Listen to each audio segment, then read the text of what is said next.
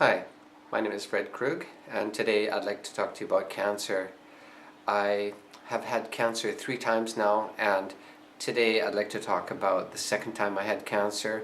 I'd like to talk about the radiation therapy, the operation, and then the chemotherapy that I underwent in an effort to try to get rid of the cancer. The cancer I had was colonial rectal cancer.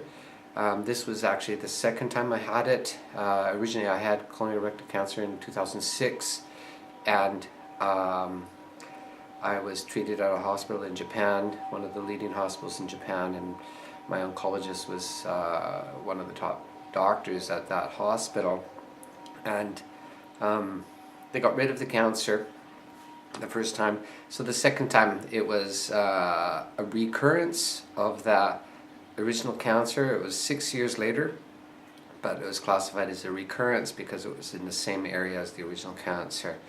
Doctors were quite surprised. Usually recurrences are within the 18 months of contracting cancer, from what I understand. So to have a recurrence 6 years later, not unheard of, but unusual. So bad luck. That's the way it goes. How I originally detected the cancer was I was commuting by bicycle from my office, from my home to my office every day. It was a 25-kilometer ride, about 15 miles, and it took just over an hour. I took my time. I live in the suburb of Tokyo, and so I ride from my home to my office in Tokyo, and most of the ride is along a river bank. So it's quite peaceful. I really enjoy the ride. But in the summer of 2011, around July or so, I started getting what I thought was saddle soreness when I was riding, and I thought it was unusual because I've been riding for years and years, and I never really have any problem riding. And I started getting a sore bum. So I didn't think much of it. I'm originally Canadian, but I live in Japan.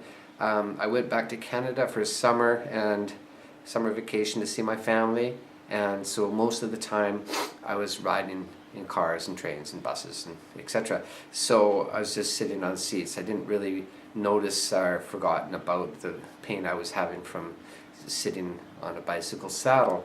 But once I returned to Japan, I started riding again, and that pain came back, and actually it was quite acute by then. And so I thought, well, this is strange, I better go in. So I went in and saw my oncologist that did the operation for me 6 years ago, and he took a CT scan and said, well, there's a big bump here, but I don't really know what it is. It's kind of strange.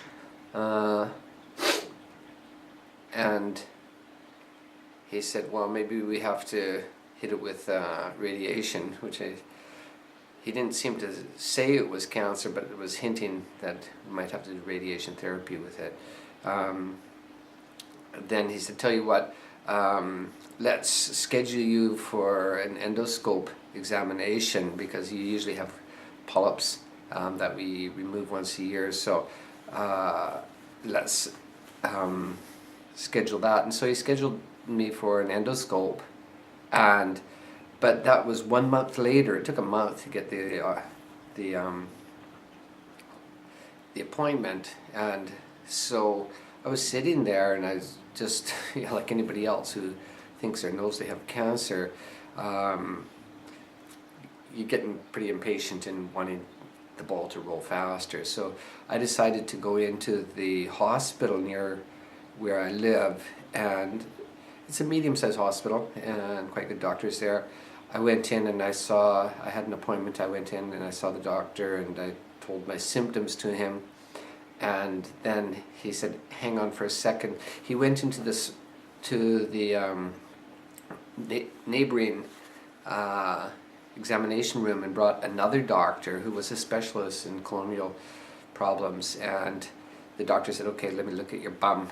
And so he had like a clamp thing that would open up my bum to take a look inside with a flashlight. And so he took a look at my bum, and right at the rectal area, he said, well, I could see a bump there, and it's kind of like red flesh, so that's not good.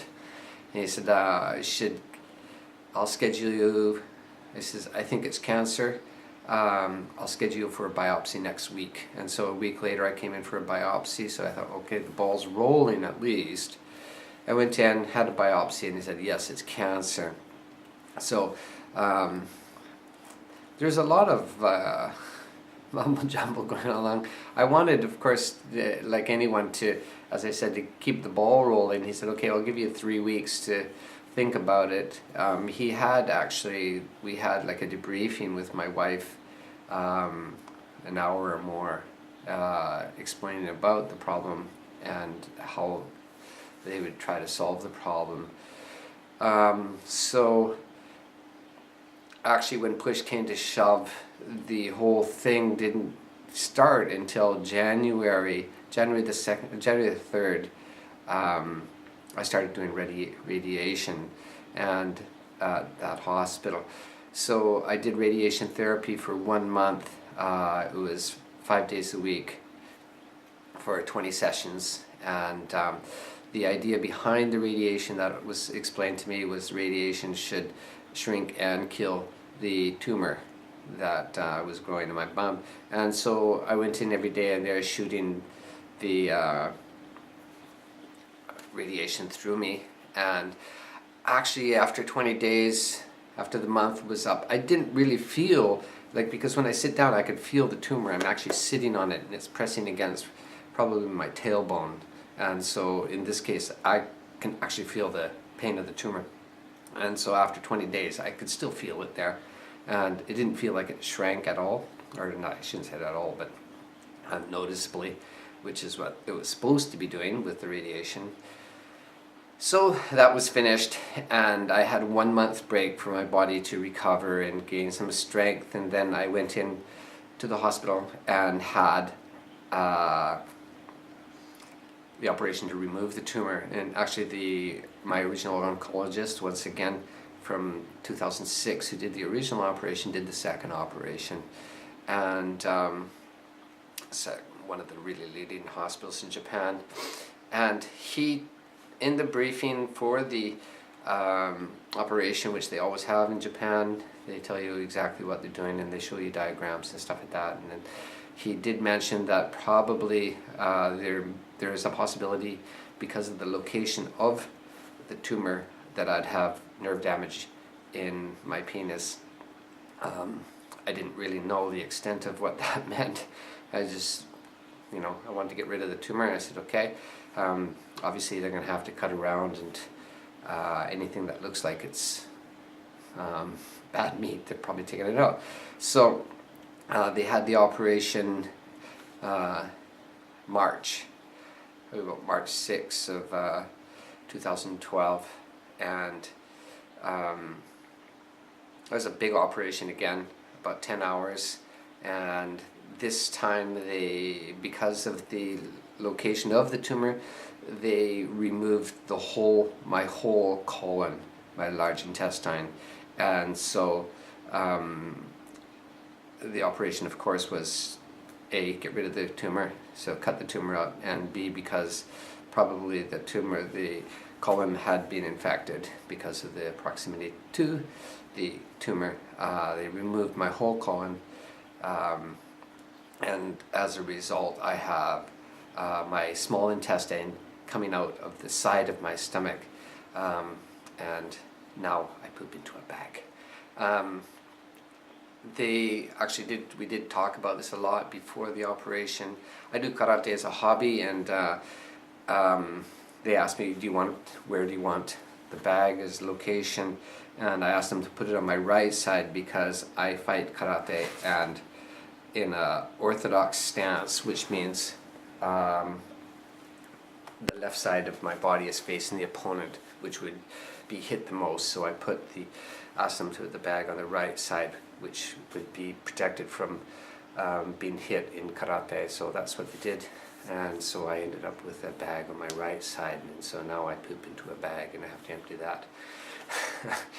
The maintenance on that is a little bit troublesome, as you can imagine.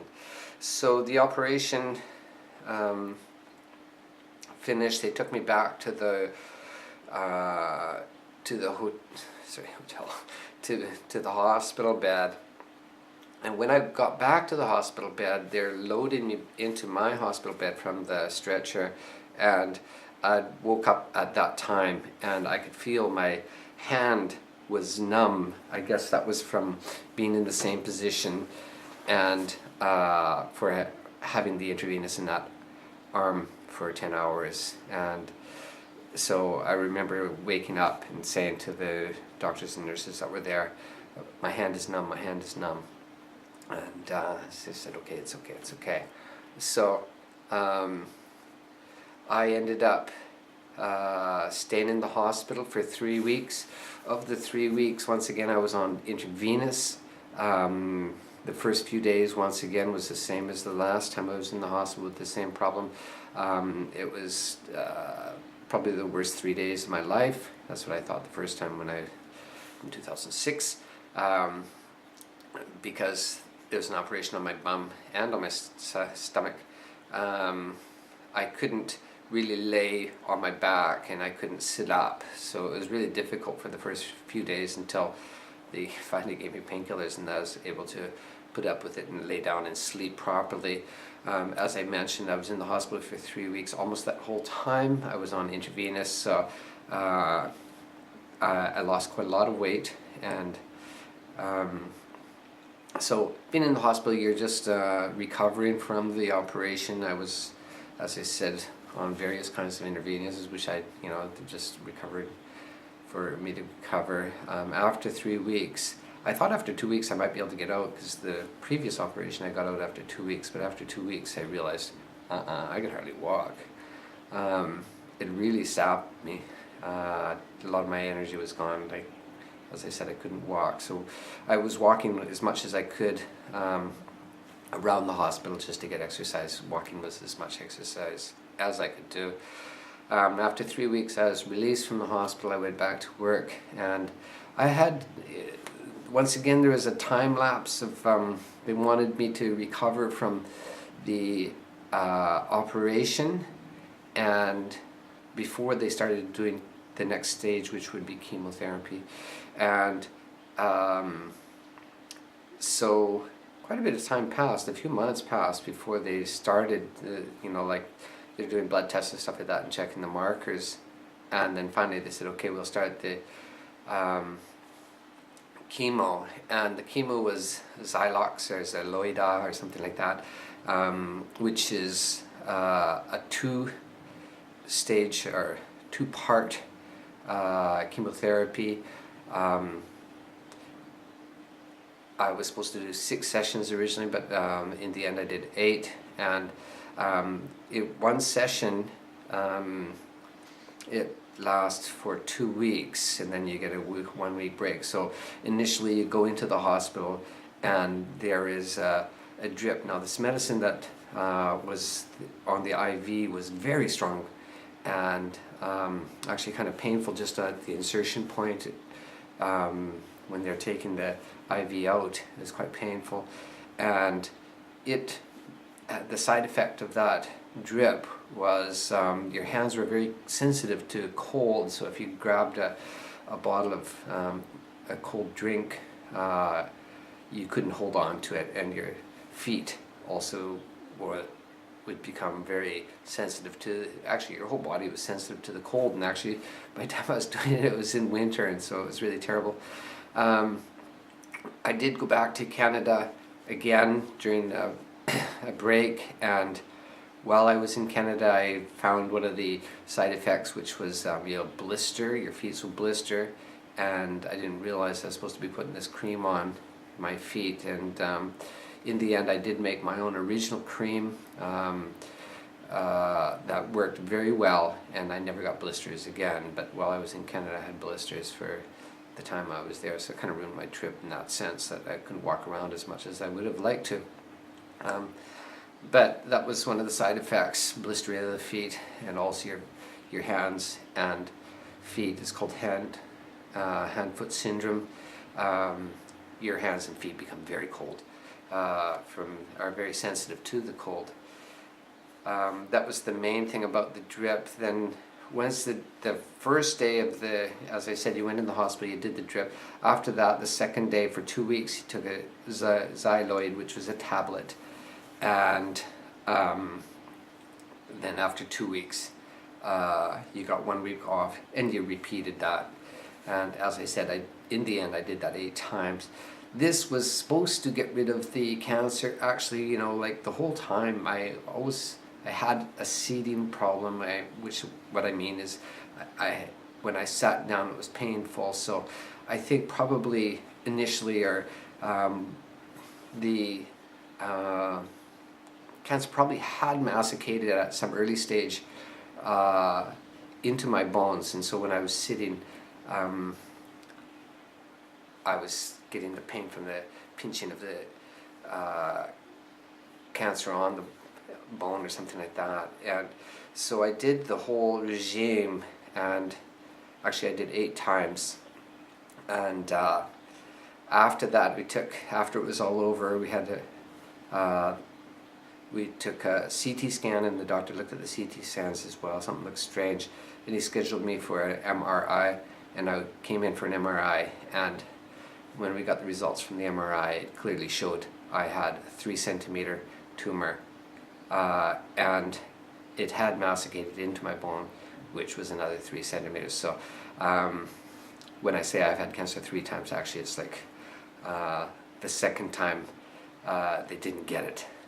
It didn't work. So the whole treatment, I probably spent personally like $30,000 on the treatment, and the Japanese health insurance pays 70%, so which means they paid $700,000. So there's like 700, a lot of money spent on me, and it didn't work. I shouldn't smile. It didn't work. So the whole thing. After looking at the MRI, the doctors said, well, it's masticated into your bones. It's beyond my ability. You'll have to go to the National Cancer Research Center in Kashiwa, where they have all the most advanced techniques there, and carry on. So basically, I'm back to square one. I've got to do it all over again. I'm kind of delaying and doing trying some alternative cancer protocols to see if I could deal with it myself, because if I go through this again, the operation, I think I'm going to have a lot of side effects. The side effects that I'm dealing with as it is from the first operation, the side effects is I couldn't control my poop. The second operation, side effects, of course, the hand-foot syndrome. I got numbness, and my feet are still numb. There's nerve damage in my feet. The nerve damage that I had in my hand seems to have almost, I'd say, 98% recovered. My feet will probably take another year or two for recovering nerves to recover. Also, as I said, they cut out my large intestine, so I now poop into a bag on the side of my stomach. This isn't really this is an improvement over the problem I was having of controlling diarrhea before. This is an improvement, but there are problems with these bags. They're glued onto the side of your stomach, and sometimes the glue doesn't work well. Like in the summertime in Japan, you're really sweaty. The thing could just pop off, and you've got poop all over the place. It's a mess. Sometimes there are problems with the bags. Also, one of the other problems is I commute by train now. I can't ride my bike because I still have a problem with my sore bum. And sometimes you'll be on a train, and suddenly the bag will fill up, and it's just about getting to the point of exploding. You think, I got to get off the train, get to a bathroom, and empty the bag.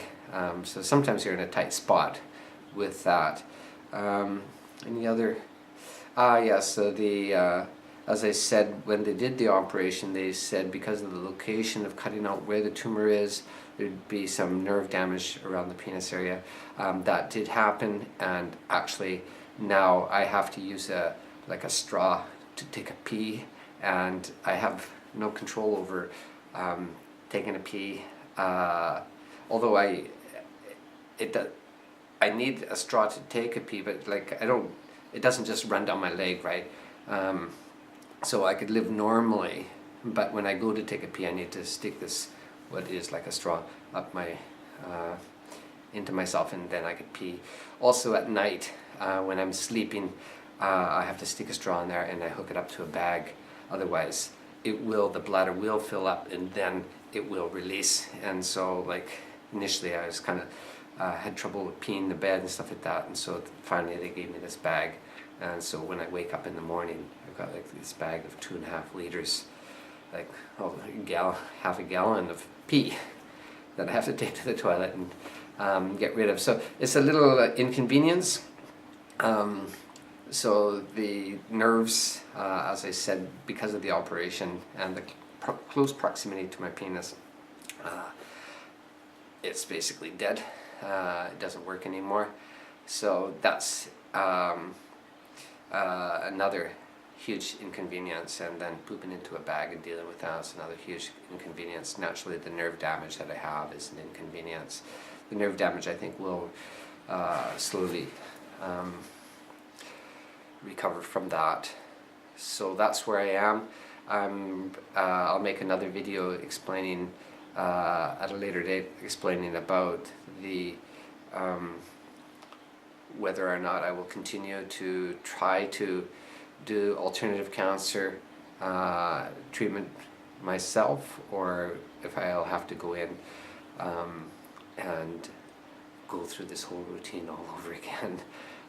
From what I've been told, that if I undergo another operation, it will be worse in the sense that I'll have more side effects than I have with what I'm dealing with now. So I'm trying to avoid that at all costs, but if I can, then I'll have to do that. Anyways, that's it for now. I'll end it at that. Thank you for taking your time and listening to my story. I hope this is informative for you.